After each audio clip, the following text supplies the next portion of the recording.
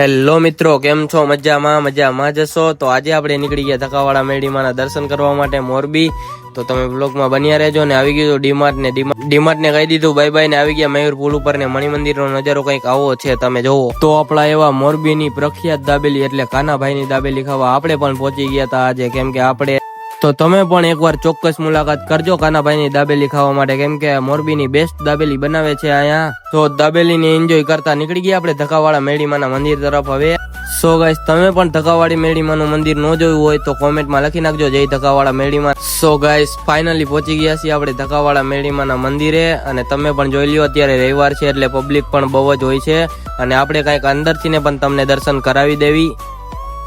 So guys, અમે તો દર્શન કરી લીધા, હવે તમે પણ દર્શન કરી લ્યો. ને તો આપણે નાળિયેરની પ્રસાદી લઈને કંઈક મંદિરનો સિનેમેટિક શોટે બનાવ્યો છે, તમે જોઈ શકો છો અત્યારે કેવો લાગ્યો.